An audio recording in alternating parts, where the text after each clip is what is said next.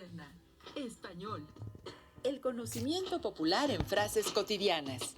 Que los alumnos reflexionen en torno a las características y la función de los refranes, dichos y pregones.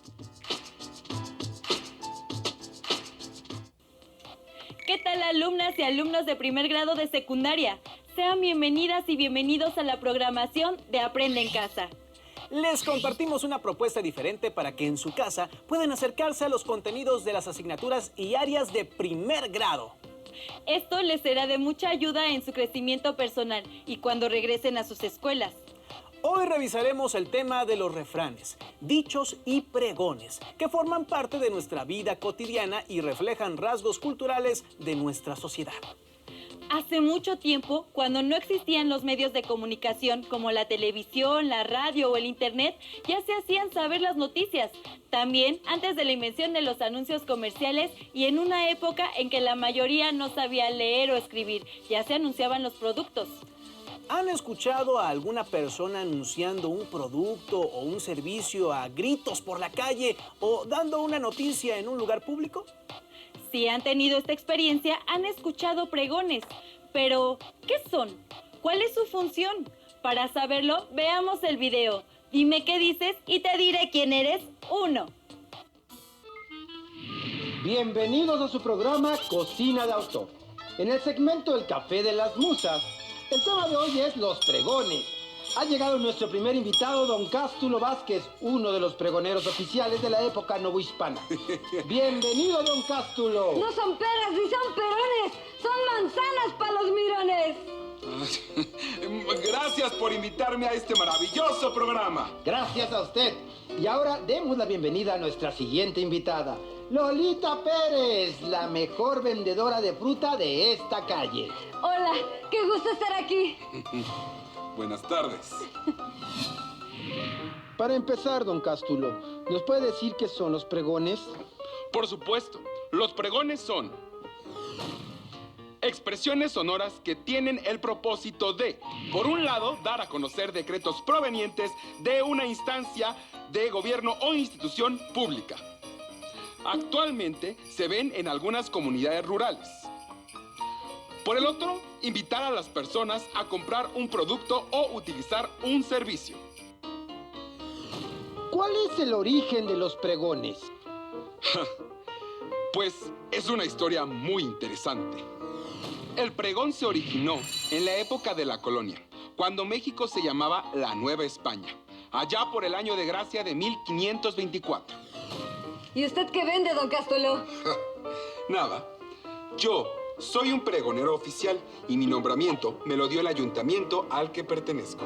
Me encargo de comunicar los mandatos de la autoridad que la población debe conocer. Por ejemplo, las fechas en las que los condenados serían ejecutados en la picota o cuando se realizaban celebraciones especiales, etc.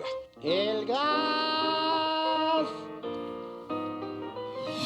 ¿Y tú, Lolita, también eres una pregonera oficial? No, soy una pregonera que ofrece un producto o servicio. También nos conocen como pregoneros de oficio, que vendemos un servicio o producto. Ya desde esa época existían los pregoneros vendedores, como yo.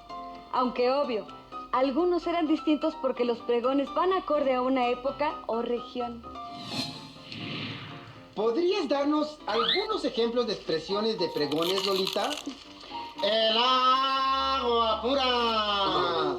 ¡Tome el agua purificada! Por supuesto. A mí me gusta mucho este que escuché en un viaje a Mérida. Chocoshish, caliente para su cena. Está saliendo ahora. Venga pronto porque se nos gasta. Y luego le quedamos mal. ¿Pero eso qué es? El chocoshish es chicharrón de res, un platillo típico de Yucatán que conserva su nombre maya. Y se gasta significa que se acaba. ¡Lleve sus ricos tamales calientitos! ¡Llévelos, llévelos! Me gusta mucho. Sí, sí. Entonces el pregonero oficial recibía un nombramiento, un sueldo, y sus pregones eran avisos del gobierno o autoridad. Lo ha dicho perfectamente. Y también existían pregones de muy diversos oficios y que eran frases ingeniosas, a veces en rima, para anunciarse gritando por las calles.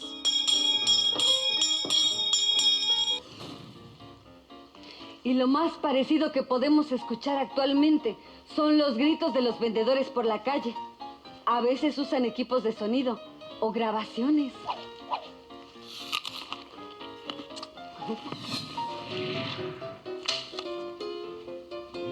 Hemos aprendido mucho. ¿Les gustaría comentar algo más? Sí, que los pregones también nos muestran características de cada comunidad. Y de cada época, evidentemente. Llévese esos tamales, oaxaqueño. Vamos por un tamal, don Cástulo. Llévese esos tamales. Ese mismo convite le iba a hacer, Lolita, ¿vamos? Ándale. Uno de chicharrón habrá. Las Pero una dos torta de se tamal, han dado y todo sereno. Esto fue todo por hoy en su programa Café de las Musas. ¡Hasta la próxima! Ya aprendimos que los pregones son expresiones sonoras que tienen diversos propósitos, como dar a conocer decretos provenientes de una instancia del gobierno. También se usan para invitar a las personas a comprar un producto o utilizar un servicio. Pero hay otro tipo de expresiones que usamos o escuchamos en nuestra vida cotidiana. Por ejemplo, está como para chuparse los dedos. ¿Qué significa esto? ¿Es un refrán o un dicho? ¿Cómo lo saben? Los dichos y los refranes y la diferencia entre ellos se revisarán en el siguiente video. Dime qué dices y te diré quién eres 2. Bienvenidos a su programa Cocina de Autor. En el segmento El Café de las Musas, el tema de hoy trata acerca de los dichos. Han llegado nuestros invitados, don Cástulo Vázquez y Lolita Pérez, quienes nos acompañan de nuevo para hablarnos sobre este tema. Ahora sí, don Cástulo. Este tamalito me cayó como anillo al dedo. ¡Qué buenos estaban, Lolita, para chuparse los dedos! Andan muy dicharacheros. ¿De qué eran esos tamales? Oaxaqueños, más buenos que el agua de mayo. Pero no se crea, sí le trajimos. Mire, un itacate para cuando terminemos nuestra tertulia. Pues vamos a entrarle a Torreón bailando. Pues sí, hay muchos dichos por aquí.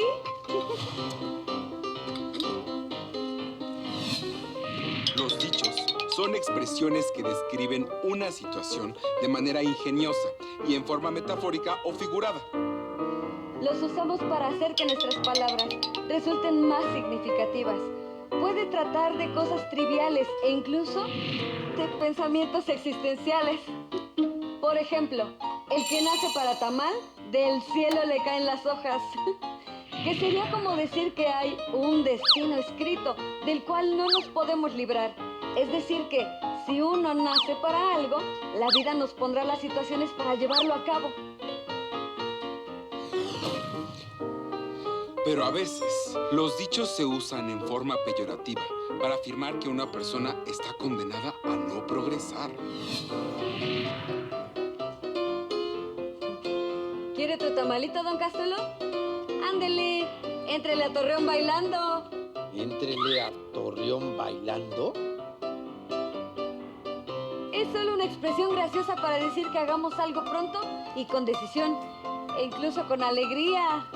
Pero, ¿cuál es la diferencia con el refrán? Los refranes, también llamados sentencias, son frases que se repiten de manera invariable. En ellos se expresa un consejo o enseñanza. Utilizan la mayoría de las veces recursos literarios como la rima, tanto asonante como consonante. En cambio, los dichos son expresiones que describen una situación de manera ingeniosa y de forma metafórica o figurada. No dejan alguna enseñanza ni moraleja. Ah, pero eso sí, se deben usar cuando vengan al caso, y no traídos de los pelos, o sea, forzadamente, como cuando no tienen sentido en un contexto determinado. Y no olvidemos que ambos se transmiten de generación en generación a través de la tradición oral. Un ejemplo de dicho es el siguiente. A ojo de buen cubero, usted se comió el doble de tamales que yo. Eso significa que sin haber contado con exactitud, veo que en su plato quedó una cantidad mayor de hojas que en nuestros platos. El cálculo que hace un cubero es a ojo, sin precisión, sin usar alguna herramienta de medida. Eso me recuerda a otro dicho que yo uso pero que no entiendo del todo. Con un ojo al gato y otro al garabato. No sé exactamente a qué se refiere, pero sí sé que se usa cuando una persona hace muchas cosas al mismo tiempo y debe prestar mucha atención. Eso yo se lo puedo explicar.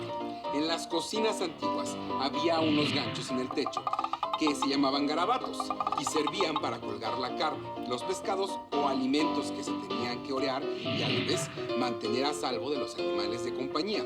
Pero los gatos, que tienen por costumbre saltar y trepar, eran un reto. Por eso, quien cocinaba debía estar con un ojo al gato y el otro al garabato. Muchas gracias a nuestros invitados por explicarnos qué son los dichos. ¿Les gustaría agregar algo más? Sí. Los dichos hacen referencia a la realidad mediante palabras distintas a las que emplearíamos generalmente en una situación. Conste que todavía tenemos que dar ejemplos de los refranes, Pero primero, ¿qué le parece si le invito una agüita de piña? A este calor.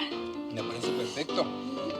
Esto fue todo por hoy en su programa El Café de las Musas. ¡Hasta la próxima! Seguramente conocen muchos dichos más. Ahora saben que a diferencia del refrán, un dicho no tiene la intención de transmitir una enseñanza moral. Como vieron, también los dichos los empleamos día a día para hacer más significativo lo que expresamos a otros. Pero, al buen entendedor, pocas palabras. Así que pasemos de una vez al tercer video en el que verán características y ejemplos de refranes. Es un placer recibirlos en el programa Cocina de Autor, que hoy en su sección El Café de las Musas les tiene preparado un tema por demás interesante, los refranes. Nos acompaña nuevamente Don Cástulo Vázquez, pregonero oficial, y Lolita Pérez, pregonera de oficio, que continúan con nosotros en una emisión más. Así es. Y como dice el refrán, ¿a la cama no te irás? Sin saber una cosa más. Y este otro, con pan y vino se anda el camino. Yo ya estoy listo para continuar. Ah, ya entiendo. Están dando ejemplos de refranes. La rima es evidente. Así es. Y en el primero, digamos que la enseñanza o lección es que todos los días aprendemos algo, inevitablemente. En el que yo mencioné, la reflexión es que para avanzar en una tarea es necesario alimentarse bien. Hablemos de los refranes. Para empezar, ¿cuál es el origen de los refranes? Los estudiosos de este tema tienen dudas sobre su origen, su función y su formación. Pero lo que sí es clarísimo es que son muy antiguos y su propósito es educativo. Los humanistas españoles los consideraban filosofía vulgar. Pero ojo, no se entienda vulgar como grosero, sino como algo popular, de las personas comunes. Entonces el refrán es la filosofía popular. Así es, porque para que sea verdadero y sabio, no es menester que lo digan las personas doctas. Oiga, espéreme. Entonces, ¿los refranes son frases que expresan sabiduría popular? Efectivamente, expresan un consejo o enseñanza en forma metafórica, es decir, usan las palabras distintas a las de uso común para representar la realidad. Hacen referencia a situaciones que personas muy diferentes pueden enfrentar. Por eso, nos dejan enseñanzas que son valiosas para cualquier persona del mundo, sin importar su origen ni edad. Además, los refranes reflejan la forma de ser, las costumbres y la forma de vida de cada pueblo, así como su lenguaje. Otra característica importante de los refranes es que la mayoría de las veces utilizan recursos literarios como la rima, tanto asonante como consonante. La rima es la repetición de sonidos vocálicos y consonánticos, o solo vocálicos, a partir de la última vocal acentuada en dos o más versos. Una rima asonante es aquella en la que solo coinciden los sonidos de las vocales. Por ejemplo, cuanto más se tiene, más se quiere. La rima consonante es aquella en la que coinciden los sonidos de la última vocal acentuada, incluyendo las vocales y las consonantes. Por ejemplo, a lo hecho pecho. Actualmente decimos muchos refranes que no riman, como en boca cerrada no entran moscas o el que anda con lobos a aullar se enseña. Creo que con el paso del tiempo el lenguaje se ha modificado y algunas palabras ya no se usan. Yo no lo había pensado, pero es verdad. Mis abuelitos decían, perro ladrador, poco mordedor. Y ahora escucho, perro que ladra no muerde. La idea es la misma, pero la rima ha desaparecido.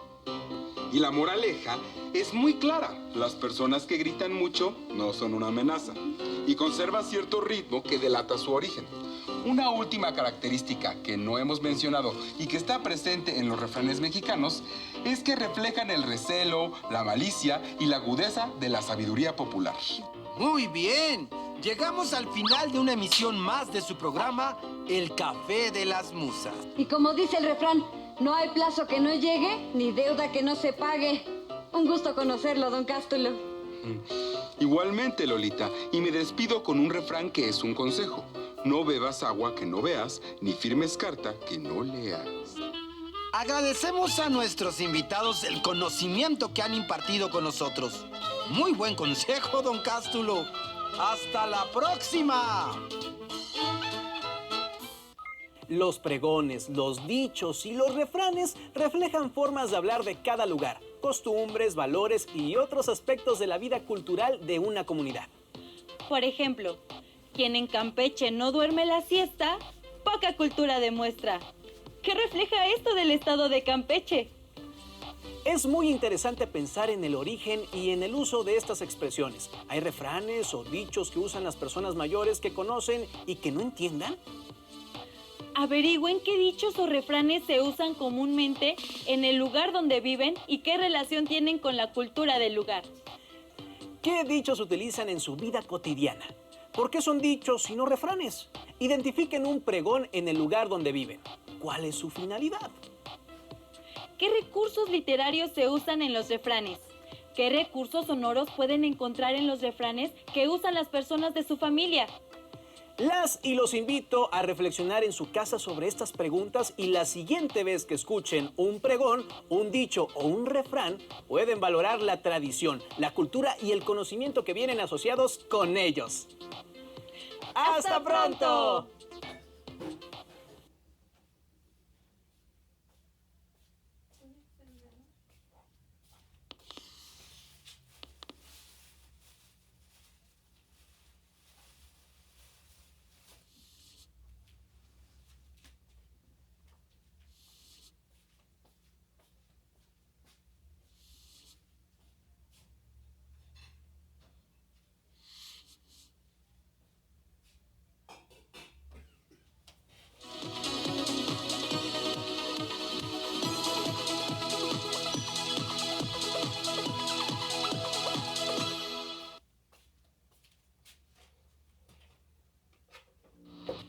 Acabamos de ver el programa titulado El conocimiento popular en frases cotidianas de la asignatura Lengua Materna Español. Ahora vamos a recordar las preguntas que deben contestar y guardar en su carpeta de experiencias. ¿Hay refranes o dichos que usan las personas mayores que conocen y que no entienden?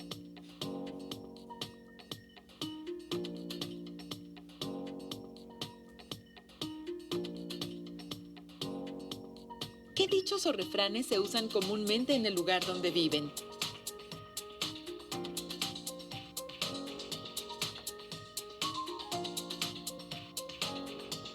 ¿Qué relación tienen con la cultura del lugar?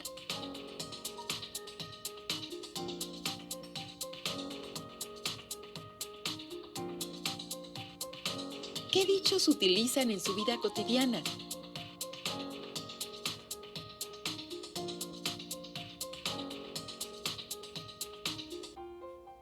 ¿Por qué son dichos y no refranes?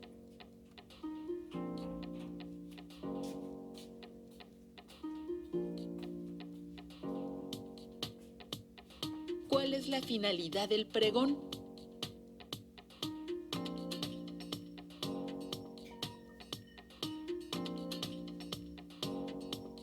¿Qué recursos literarios se usan en los refranes?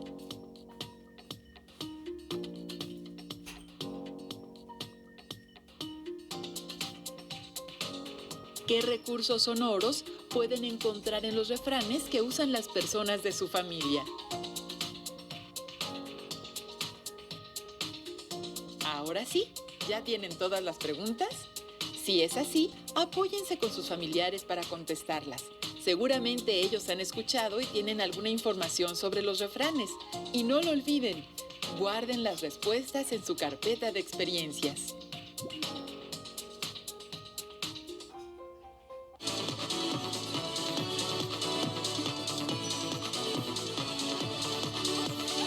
Los programas de Aprende en Casa para secundaria contienen lo más importante de los temas de cada asignatura y son una excelente manera de aprender.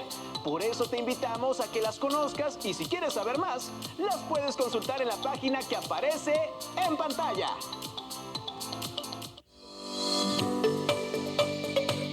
Si tienes fiebre, tos y dificultad para respirar, busca atención médica.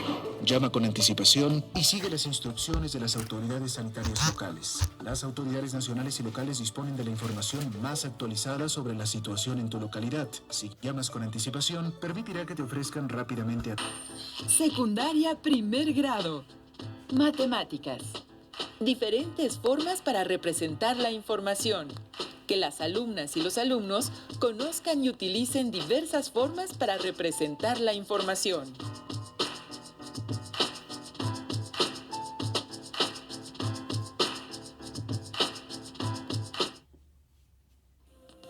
¿Qué tal, alumnas y alumnos de primer grado de secundaria?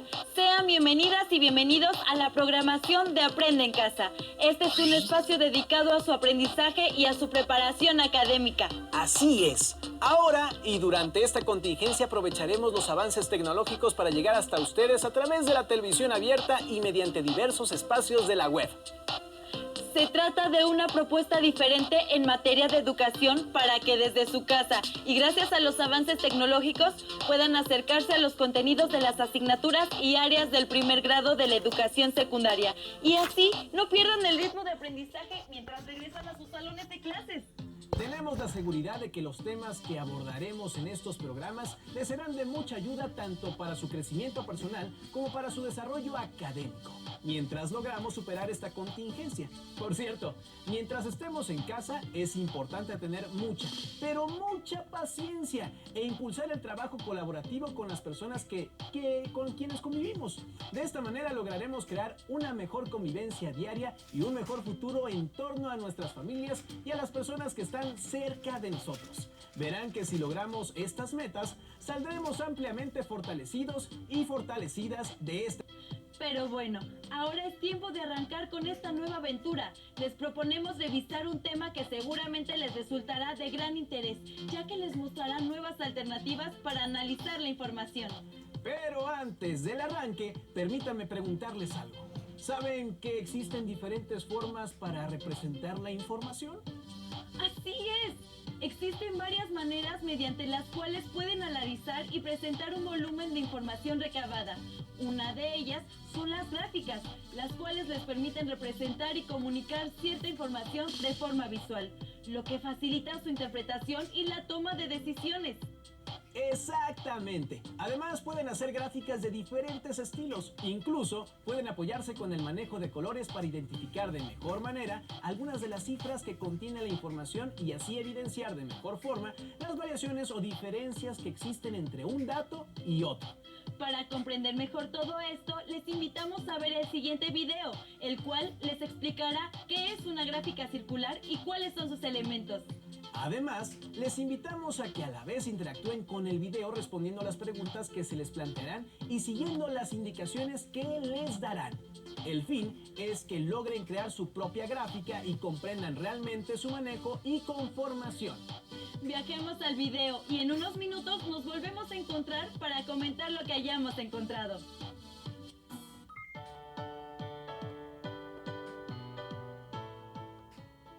¿Recuerdas cuando dividimos la pizza en el parque? ¡Claro! Estaba rica, por cierto. Hay que volver a comprar en esa pizzería. ¡Obvio! Pero se me ocurrió que esa manera de fraccionar un círculo también sirve para hacer gráficas. Las gráficas son útiles para mostrar datos de una manera ágil y clara, lo que los vuelve más sencillos de comprender. Existen muchos tipos de gráficas, pero la mayoría, en mayor o menor grado, nos ayudan a interpretar información, a comparar hechos similares de distintos lugares o el mismo hecho en diferentes momentos y a observar con mayor facilidad cómo han cambiado los datos a lo largo del tiempo. Por ejemplo, la gráfica en pantalla muestra la variación de luz natural que puede haber en el silencio, desierto de Vizcaíno, estado de Baja California Sur, en diferentes épocas del año. ¿Tú has utilizado algún tipo de gráfica? En esta cápsula hablaremos de un tipo de gráfica muy útil y además muy popular, la gráfica circular, también conocida como gráfica de pastel o gráfica de pie, por su semejanza con los postres redondos que se parten en rebanadas. El tamaño de una rebanada en una gráfica es proporcional al porcentaje que representa. También, al observar una gráfica, se puede captar la información de manera fácil y rápida. Veamos un ejemplo en esta gráfica que representa el porcentaje de día y de noche durante diciembre en el silencio. ¿Qué parte del día tiene luz natural? Como puedes ver, la parte del día con luz es el 33%, lo que equivale aproximadamente a la tercera parte del círculo. También de forma inmediata, se puede observar que, en esa época, la noche es mucho más larga que el día. En una gráfica de pastel, lo importante es mostrar la fracción, porcentaje o proporción que le corresponde a cada categoría. El porcentaje siempre tiene que sumar 100. Veamos otro ejemplo para analizar los elementos que componen una gráfica. En el país, existen 10.9 millones de fumadores mayores de 15 años. De ellos, 8.1 millones son varones y 2.8 mujeres. De acuerdo con la encuesta global de tabaquismo en adultos, realizada en México en 2009, estos datos se pueden presentar en una gráfica circular para facilitar su comprensión. Para empezar, en cualquier gráfica que realicemos, es muy importante poner un título para comprender mejor qué información contiene. Cada gráfica circular contiene sectores, que son las partes que componen al círculo y corresponden a la proporción o porcentaje que representa un valor diferente del conjunto de datos. Dependiendo de la información, el número de sectores puede variar. Del lado izquierdo encontraremos qué representa cada color. Esto se llama acotación, y su función es identificar los atributos o diferentes valores que forman el conjunto de datos. Ahora te toca a ti analizar el siguiente ejemplo, localizando los elementos de una gráfica circular que dan respuesta a las siguientes preguntas. ¿Qué porcentaje de jóvenes juegan 10 horas diarias? ¿Cuál es el mínimo de horas que dedican los jóvenes a los videojuegos? Si la encuesta se aplicó a 5,000 jóvenes, ¿cuántos juegan 5 horas diarias? Pausa el video las veces que sea necesario. ¿Listo? Para terminar, cabe mencionar que los especialistas en videojuegos recomiendan que haya un equilibrio entre la escuela, las relaciones con los amigos y familiares y el mundo virtual. Tú, ¿cuántas horas pasas en el mundo virtual? ¿Podrías hacer una gráfica de cómo divides tu tiempo? Muy bien. Ahora se me ocurre que, en lugar de gráfica de pastel, podríamos llamarle gráfica de pizza. ¡Me encanta la idea!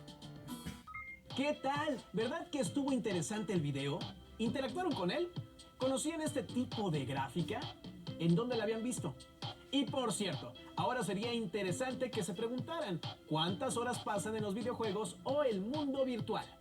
Ahora saben que para elaborar una gráfica circular es necesario hacer cálculos. Por ejemplo, para determinar la cantidad de grados que tendrá cada sección de la gráfica o los porcentajes que equivalen a la cantidad de datos graficados. Como pudieron ver, el uso de colores o texturas es muy útil para crear este tipo de gráficas, ya que mediante ellos pueden diferenciar los diferentes apartados o porcentajes que intervienen. Sin duda vamos a un muy buen ritmo de aprendizaje en este programa, pero para hacerlo más dinámico, ahora les invitamos a ver otro video, en el cual encontrarán algunas otras características de esta forma de presentar, analizar y comprender la información. ¡Corre video! En una encuesta realizada a 196 estudiantes acerca de qué deporte preferían practicar, se obtuvieron estos datos, con los que se desea construir una gráfica circular. Se observa que la cantidad de estudiantes que eligieron cierto deporte es llamada frecuencia absoluta y su suma es igual a 196. Un tip que facilita el proceso es construir una tabla con diferentes representaciones de la frecuencia relativa. Esta se calcula dividiendo la frecuencia absoluta entre el número total de datos. Por ejemplo, la frecuencia relativa del fútbol es 87 entre 196. Esta división se repite con los demás deportes. La frecuencia relativa, o FR en su representación decimal, es el resultado de la división entre ambos números. Por ejemplo, con el atletismo, 54 entre 196 es aproximadamente igual a 0.276. Y así se calcula la frecuencia relativa decimal para los demás deportes. Y para calcular la representación como porcentaje, se multiplica la frecuencia relativa por 100%. Ahora con el béisbol, 0.158 por 100% es igual a 15.8%. Y se repite este procedimiento con los demás deportes. Finalmente, para calcular la representación en grados, se multiplica la frecuencia relativa por 360 grados. Por ejemplo, con la natación, 0.071 por 360 grados es igual a 25.56 grados. Y con el cálculo de los grados de los demás deportes, se ha completado la tabla. Ahora, con todos estos datos, se puede construir la gráfica circular. La columna de la frecuencia relativa en grados representa la abertura del sector circular que tiene cada deporte. Por ejemplo, el fútbol tiene 159.84 grados, que representa el 44.4%. Normalmente se rellena este sector del círculo de un solo color y se etiqueta con el deporte que le corresponde, en este caso el fútbol.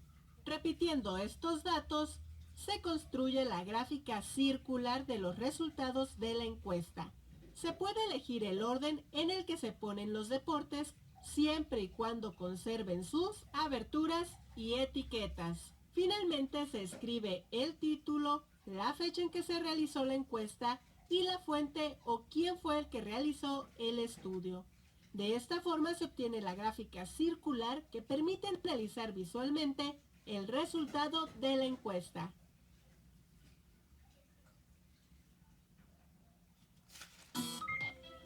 ¿Qué opinan de la tabla que se generó para la construcción de la gráfica? ¿Podrían hacerla de manera distinta?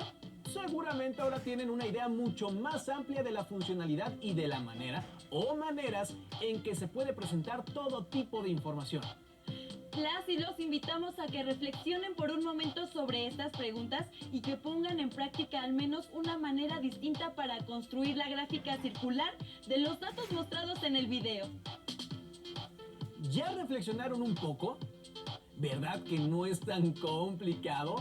Ahora, para que reafirmen lo aprendido, les invitamos a ver un nuevo caso en el cual también se presenta información mediante una gráfica circular. ¡Vamos a verlo!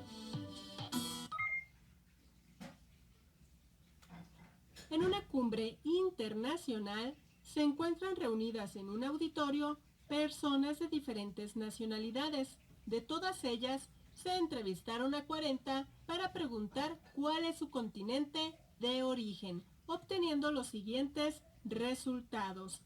Se quiere realizar con estos datos un diagrama o gráfico circular. Un tip para realizar el diagrama circular de un conjunto de datos evitando errores es realizar primero una tabla de frecuencias.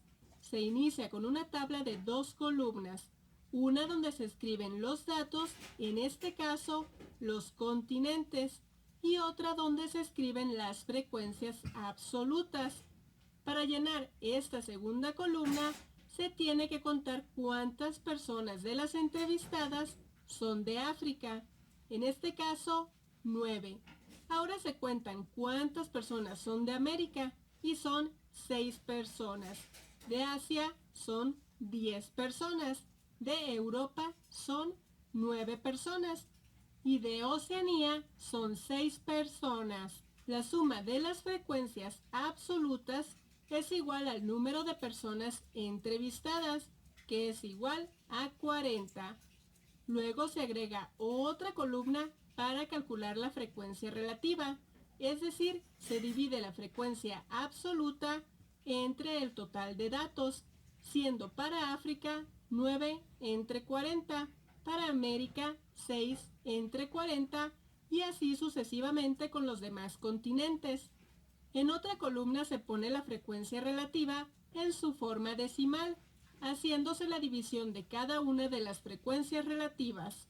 Por ejemplo, para África la división de 9 entre 40 da como resultado 0.225. Para América la división de 6 entre 40 da como resultado 0.15 y se le puede agregar un 0 a la derecha para que tenga el mismo número de cifras que el resultado anterior, ya que los ceros a la derecha de un número decimal no alteran su valor.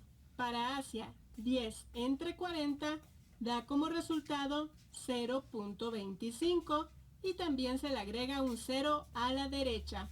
Esto se repite para Europa y Oceanía. Ahora se agrega otra columna para calcular la frecuencia relativa en porcentaje. Esto se hace al multiplicar la frecuencia relativa en su forma decimal por 100%, haciendo que el punto de cada frecuencia en forma decimal se recorra 2 espacios a la derecha. De esta manera se obtiene el porcentaje de cada uno de estos datos. Se agrega una última columna para calcular la frecuencia relativa en grados sexagesimales.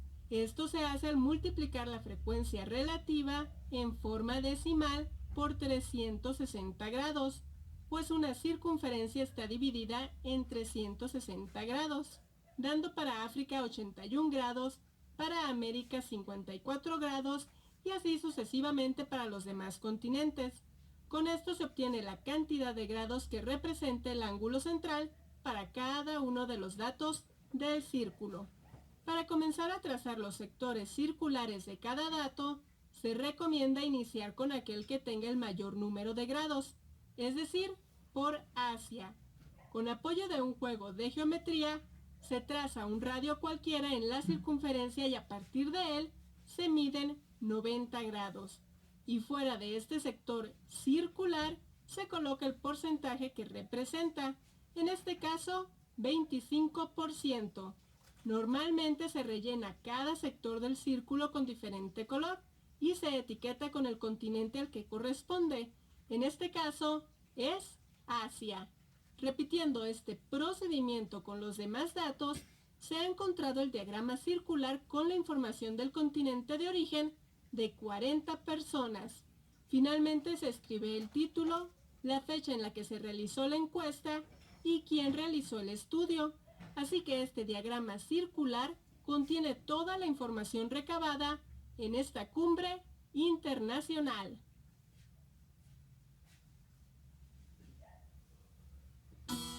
Como pudieron observar, existe una gran cantidad de información, cuyos datos pueden ser representados en una gráfica circular. Las y los invitamos a que busquen en su casa aquellas cosas que pueden contabilizar para generar una gráfica de este tipo. Pueden comenzar, por ejemplo, con las horas que dedican al juego, al estudio y a la convivencia con sus familias. Les pueden asignar valores de tiempo y con ello elaborar una gráfica. Verán que una vez que su gráfica esté lista, la información ahí plasmada les será de gran utilidad para comprender la importancia que le brinda a cada uno de los aspectos que hayan señalado. Guarden todo lo que hayan elaborado en esta sesión dentro de su carpeta de experiencias y así, cuando regresen a clases y el tema sea retomado, se lo podrán mostrar a su maestra o maestro y podrán comentarlo con sus compañeras y compañeros. Hemos llegado al final, pero recuerden que pronto tendremos una nueva cita en Aprende en Casa, el espacio en el cual podrán avanzar en el aprendizaje y la asimilación de los temas que componen el plan de estudios del grado en el que se encuentran. ¡Hasta pronto!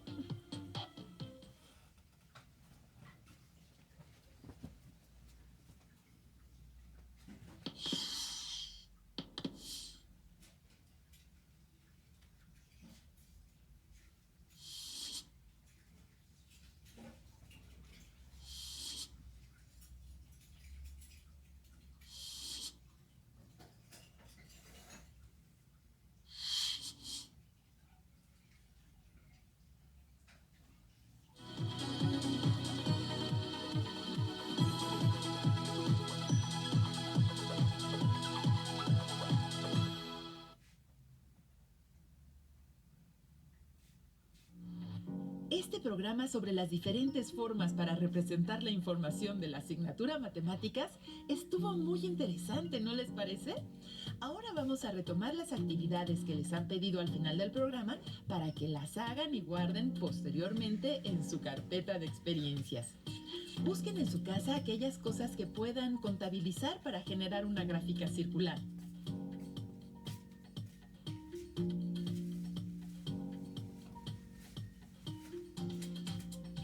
Les sugiero comenzar con las horas que dedican al juego, al estudio y a la convivencia con su familia.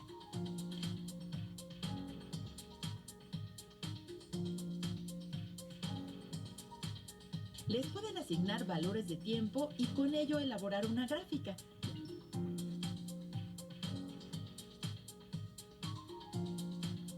Una vez que su gráfica esté lista, verán que la información ahí plasmada les será de gran utilidad para comprender la importancia que le dan a cada uno de los aspectos que hayan señalado. Recuerden, guarden lo elaborado en su carpeta de experiencias.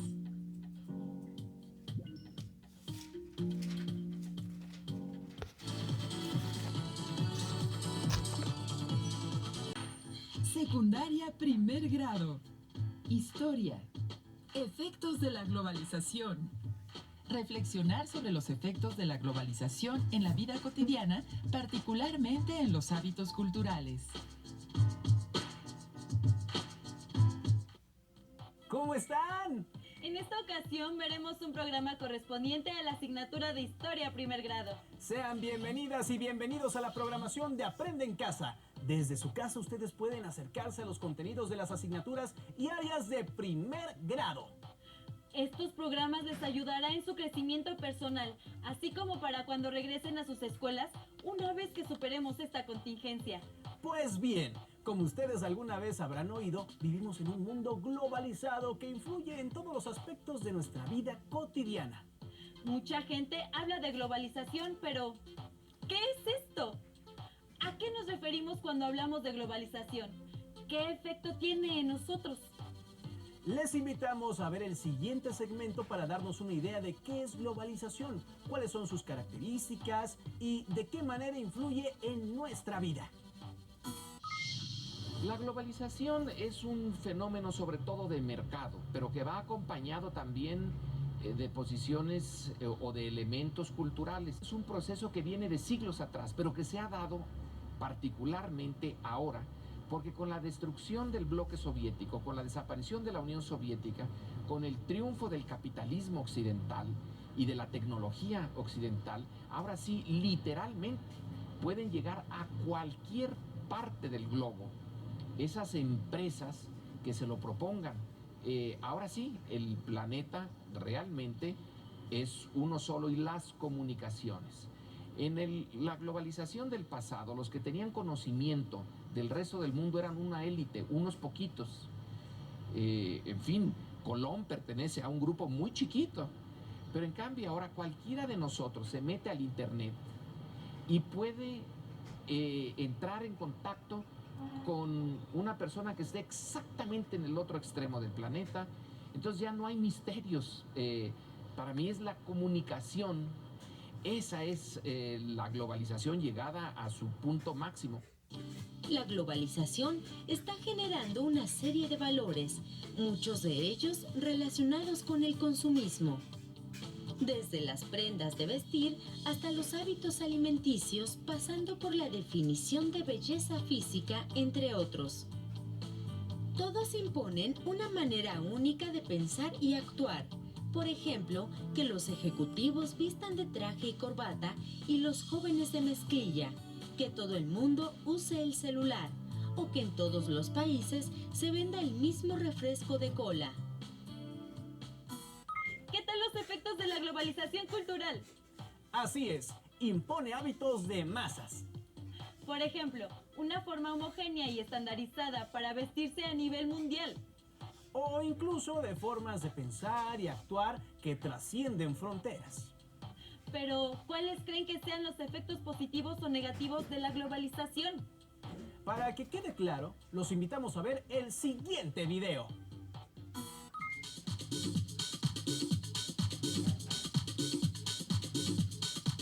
Los rostros de la globalización son diversos y extremos. En la era global nos encontramos con poblaciones que tienen acceso a servicios de salud y educación de calidad y a la alta tecnología. Pero también hay amplios sectores que ni siquiera cuentan con la mínima atención médica y educativa. Anota en tu cuaderno los aspectos positivos y negativos que se mencionarán sobre la globalización.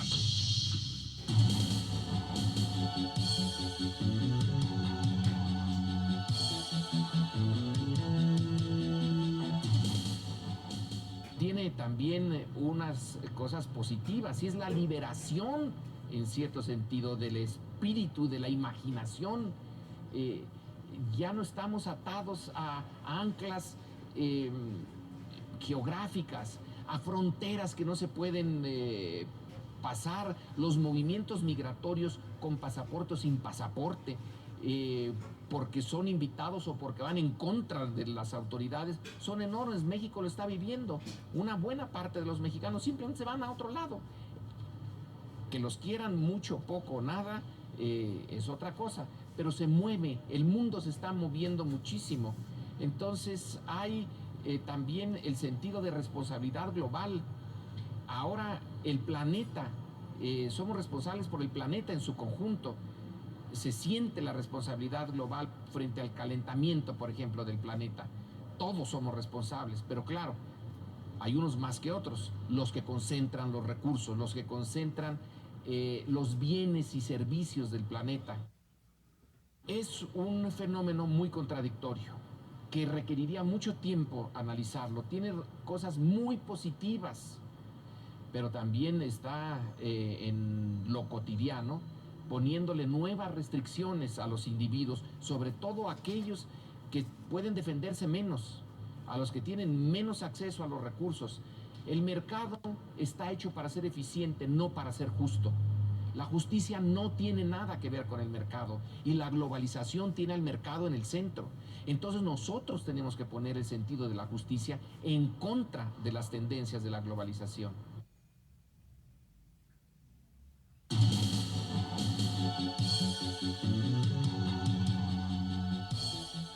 Los aspectos negativos creo que son bastante claros.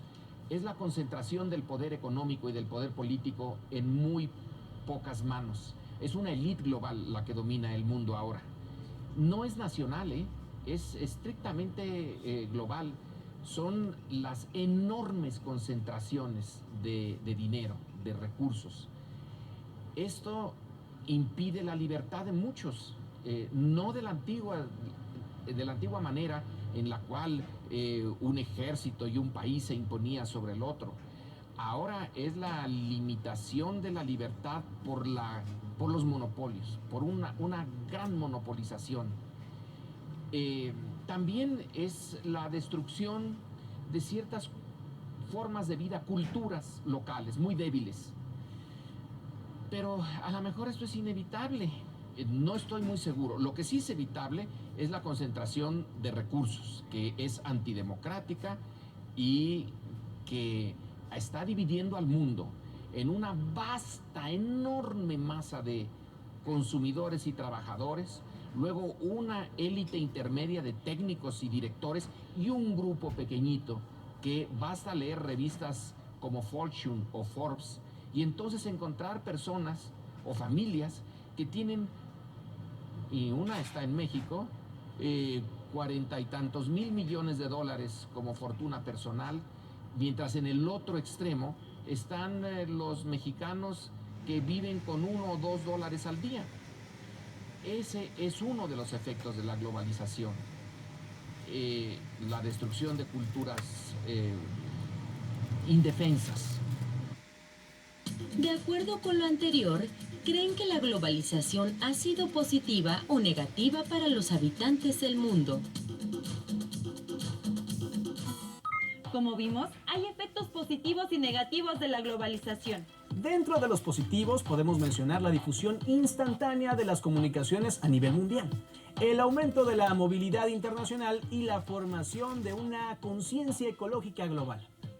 Dentro de los negativos debemos mencionar la concentración del poder y la riqueza, así como los millones de excluidos y marginados de gran parte de los beneficios de la globalización. Otra cosa que es muy importante tomar en cuenta es el riesgo de desaparecer frente a muchas culturas locales ante la cultura de masas de la globalización. Pero veamos el siguiente video a modo de ejemplo sobre los efectos de la globalización a partir de un caso en particular: las relaciones de México y los Estados Unidos. La pregunta que debe respondernos es: ¿cómo se ha adaptado la cultura de los migrantes mexicanos en los Estados Unidos? Vamos a verlo. En la frontera entre México y Estados Unidos hay muros, vallas, estructuras de acero, ríos, vigas y otros obstáculos naturales o construidos por el ser humano que limitan el libre tránsito entre ambas naciones. Sin embargo, la cultura logra traspasar las fronteras sin importar si están protegidas o no.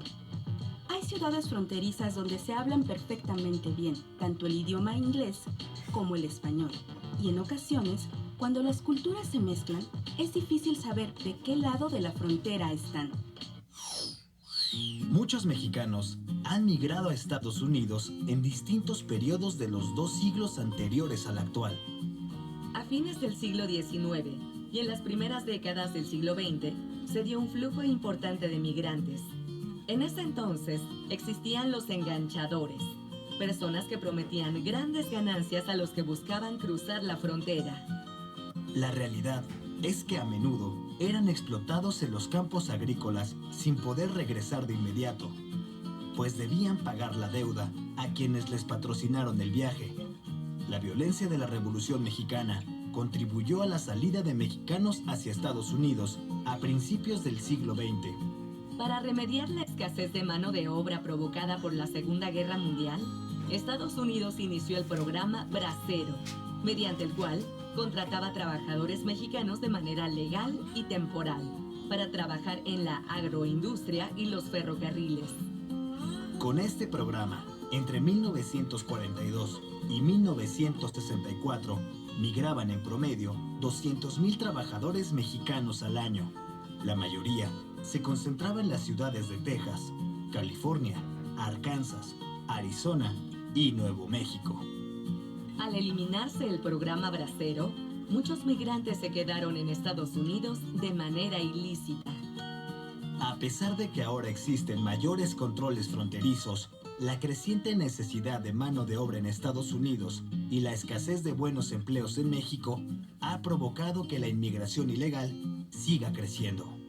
En 1990 eran 2 millones de mexicanos.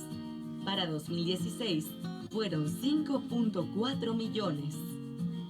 Los mexicanos que llegaron a Estados Unidos con el programa Bracero son migrantes de primera generación. Sus hijos y nietos, nacidos allá, de segunda y tercera generación, son denominados mexicano-americanos. La mayor parte de estas generaciones viven en Illinois, Indiana, Michigan, Ohio, Nueva York, Texas, Nuevo México, Arizona, California, Colorado, Georgia, Nevada y Washington. A quienes nacieron en territorios estadounidenses que antes pertenecieron a México, se les conoce también como chicanos, que como el resto de los mexicanoamericanos, saben poco de su nación de origen y algunos ni siquiera conocen México. La cultura de los mexicanos que viven en Estados Unidos parece contradictoria. Por un lado, recrean la cultura nacional y por otro, intentan adaptarse a la anglosajona. De hecho, no las mezclan. Toman elementos de una y de otra. Al tratar de adaptarse a la nueva cultura, pierden valores culturales de origen, lo cual tampoco permite que adopten por completo los valores culturales de la sociedad que los acoge. Así comenzó la revalorización de la cultura materna, que no han abandonado del todo, pues se esfuerzan en mantener costumbres, idioma, canciones, mitos y leyendas mexicanos. Por ejemplo, en las panaderías mexicanas del este de Los Ángeles se puede encontrar pan de muerto.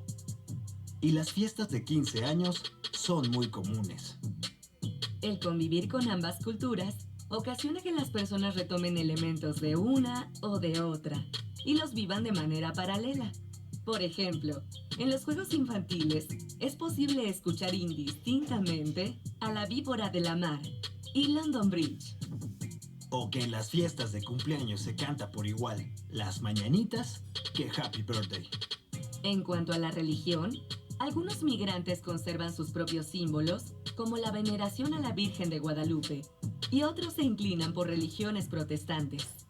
La tortilla, elemento característico de la gastronomía mexicana, es consumida por varios sectores de la población, aunque en ciertos lugares colorean la masa para hacerla más atractiva.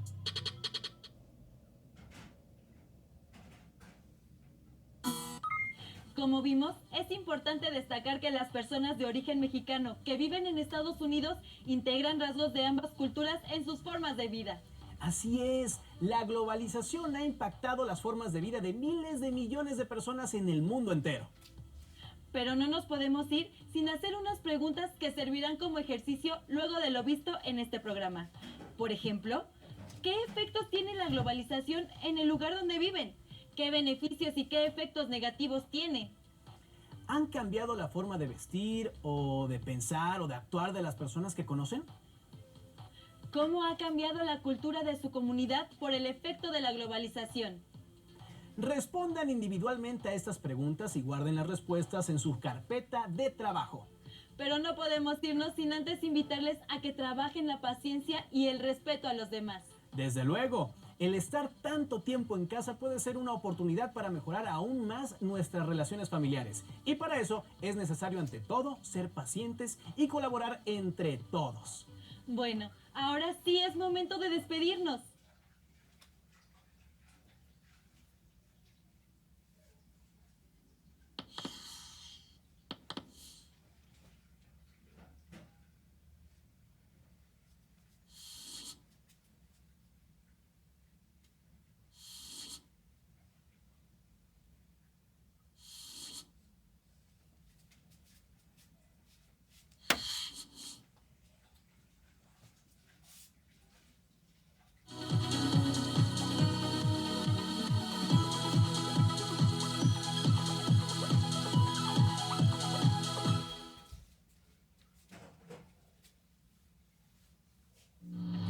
¿Qué les pareció este programa sobre los efectos de la globalización? Si les faltó anotar alguna de las preguntas que deben responder y guardar en su carpeta de experiencias, en este momento las vamos a recordar.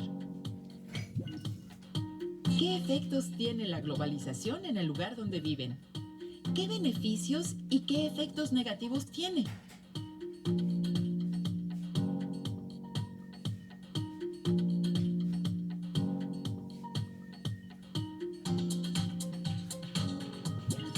cambiado la forma de vestir, de pensar o de actuar de las personas que conocen?